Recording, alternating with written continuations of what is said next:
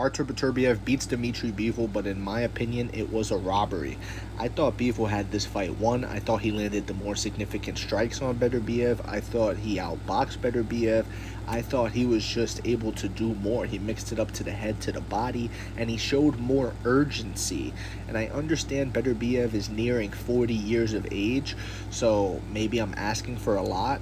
But you know what, man? He didn't show that urgency. He didn't show that killer intent that we're used to seeing. He was kind of very lackadaisical and just la-di-da, I'll get it done whenever. And he never did get it done.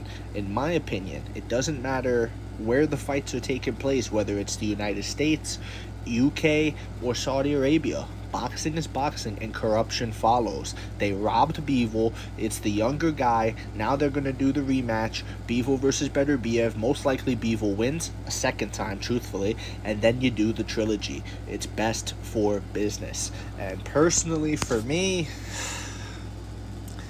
I don't like it. I really don't. I wish people could just win a fight and be rewarded for a culmination of, you know, their life's efforts, right? I mean, Bivol dedicated his life to this fight for however many months that he knew he had this fight coming up, and he dedicated everything to this fight, and he was robbed of that feeling, of that crescendo, right, of a victory.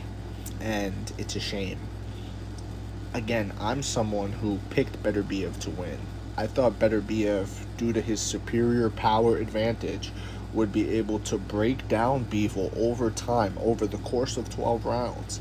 I thought Bivol needed to be perfect. I thought Bivol needed to walk a tightrope. And to an extent, I was right. But Bivol did it. You know what I mean? He did walk that tightrope. He was damn near perfect for those 12 rounds. You know, he lost a few. I'd say he lost maybe 4 or 5 rounds. Max, he lost 5 rounds. I don't know what these judges were watching other than their bank accounts going up. You know what I mean? I don't know what it is. But in boxing, there's few things in life that are guarantees.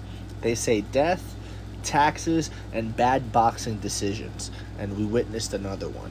And again, I think it's just best for business ultimately, because typically what happens is you have a young guy, if he beats the older guy the first time, whenever they do a rematch, typically the younger guy just wins again, but more impressively, you know. But with that said, now you rob that guy. You rob Bivol. So now Bivol has to go in there and do what he did again, and I believe there'll be no reason to rob him this time. And then you do the trilogy, and it's just, I don't know, bro. It is what it is. It's boxing.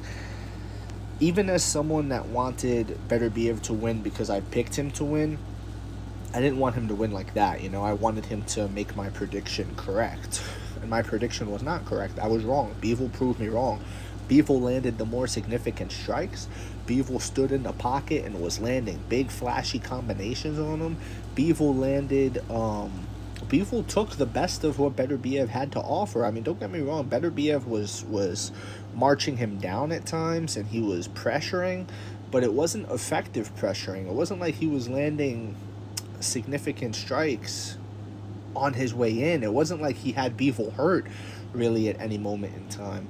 I would argue that Bivol had Beterbiev hurt more times than the other way around, and if anything, it was the same amount. You know what I'm saying? I just think Bivol landed the cleaner shot, and he looked clean, and he was fighting his fight.